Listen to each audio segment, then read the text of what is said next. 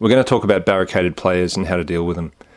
When I say a barricaded player, that basically means that they're using any type of structure and they're using that to avoid being killed or captured by you. They've set themselves up in a defensible position that you just can't enter at will. And this often leads to a situation where a standoff occurs because neither side wants to lose any advantage they have and they don't want to expose themselves to any other risk by taking an action. Both sides want the other to make the first move. And people often get frustrated very quickly in this situation and they lose their patience and decide to push in, mostly because it feels better to make something happen rather than waiting for your opponent to make a move. But unless there's something urgent and compelling that makes you need to go in there, it's usually better to lay a siege. And there's an Archie Stormcloud video which is called Tripwiring the Terrorists. It's a very good example of why this is the case. We'll look at it in detail, but I still recommend watching the original video just for the sheer entertainment value. To set the scene, Archie's got this base and it's being raided repeatedly by this clan for a few days. Archie makes some observations about how they tend to operate and he uses this information to plan and set up an ambush. These players often drive a vehicle down a certain road, so he builds a roadblock to slow them down.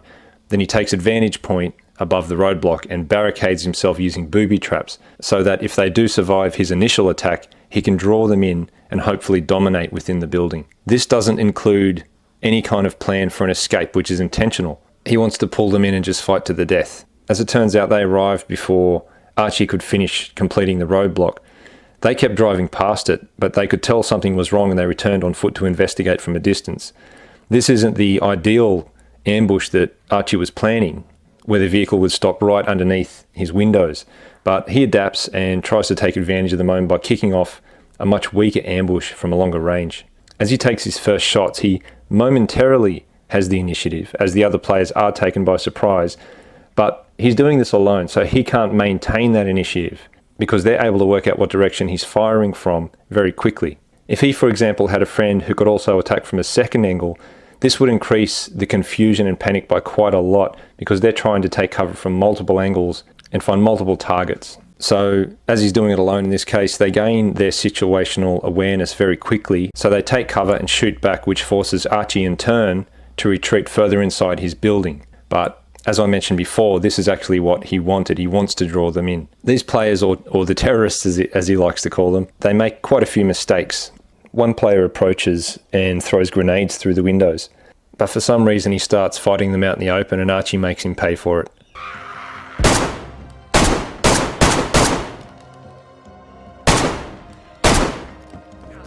Then they just make an entry. And this is a great example of why you should avoid CQB unless you have no other option. It should be the last thing you try, not the first thing you try. The player who's waiting in a room will always have an advantage over the player who is entering because the one coming in has to scan the entire room, find their target, aim and shoot, often while they're moving at the same time. The player in the room just has to aim at the doorway and pull the trigger when they see movement, although it's still chaotic enough that either player could die in the exchange. But basically the barricaded player has the advantage with everything else being equal. This is the fundamental problem of CQB that you're always trying to overcome.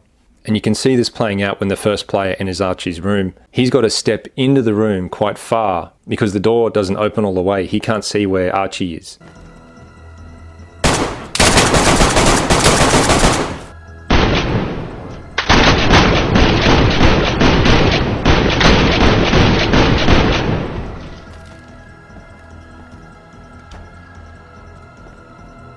So this other player's overextended and he's in a bad position.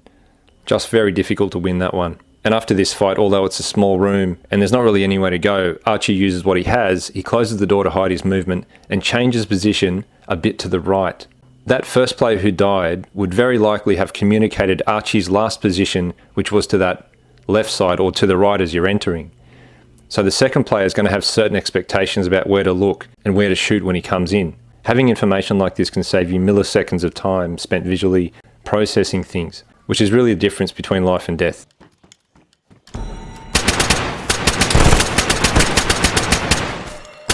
See how when he opens the door, he's looking at Archie's last known position.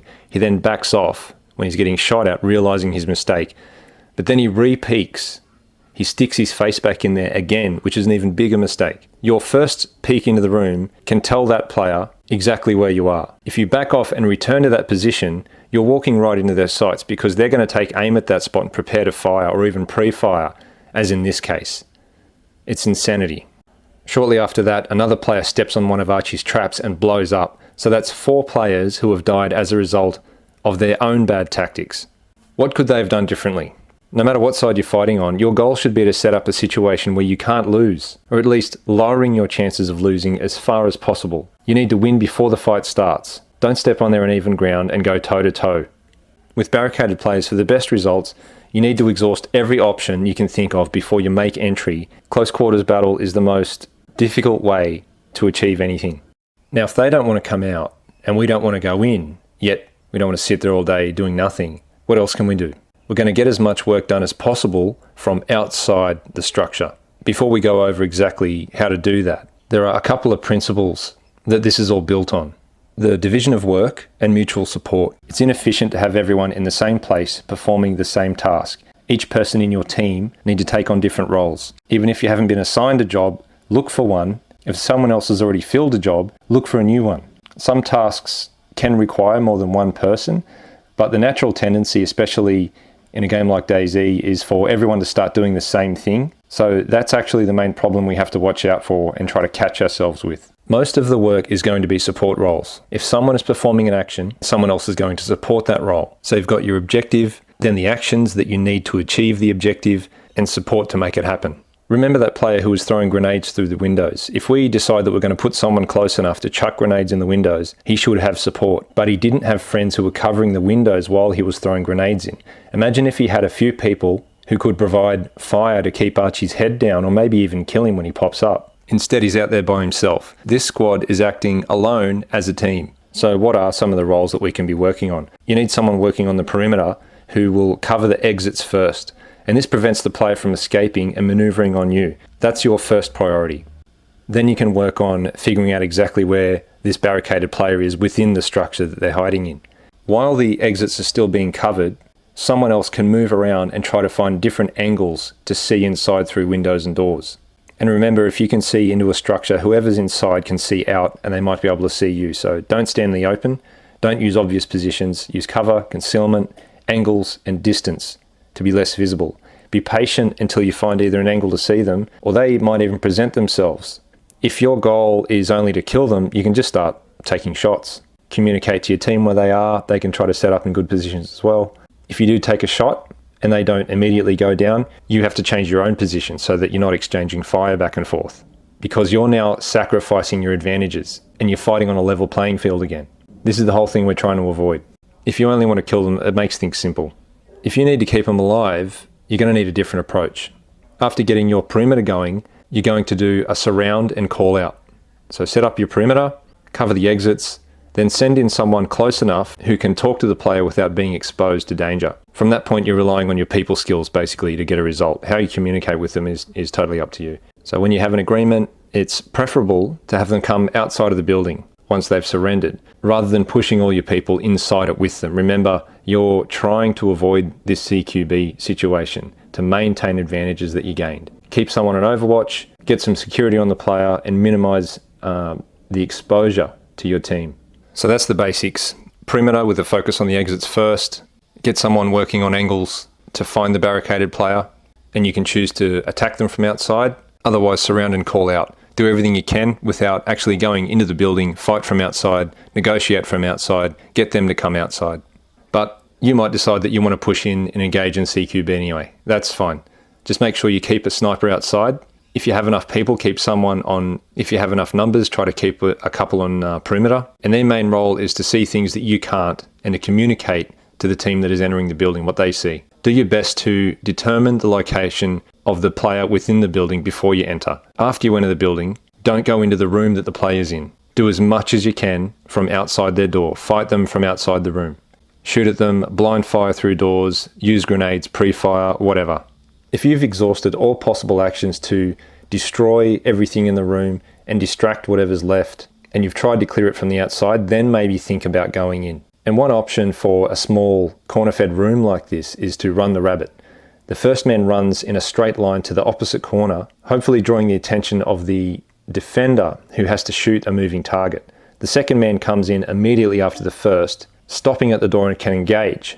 I've heard this referred to as a trade kill by a Counter-Strike player, which is quite an apt description because the first person in the door is likely to get shot and to be a sacrifice. This is still preferable to two players dying by entering individually at different times, as we saw in Archie's video. This is some old footage from several years ago. I was playing in a team of 3 and we spotted a player and we're pretty confident that they were alone. Then we waited for him to enter some barracks. One of us was covering with a sniper rifle from longer range, while the other was giving me support from closer range. So we all had 3 different roles. I went in closer and negotiated through the wall, and he eventually agreed to come out, and then we moved him away from the barracks. Part of the reason for moving him away is this area was high traffic at the time. While I talked to this player that we had captive, we kept the other 2 guys on perimeter security in case anyone else came across us. Now notice how my friend is not just staring at me and the captured player, he's scanning all around for any threats. If we were all standing around this bloke in a circle and someone walked up behind us, we'd be in big trouble. So again, if you're working in a team, you have to have people filling different roles. Also, have a good day, subscribe, check out my Patreon. Thank you.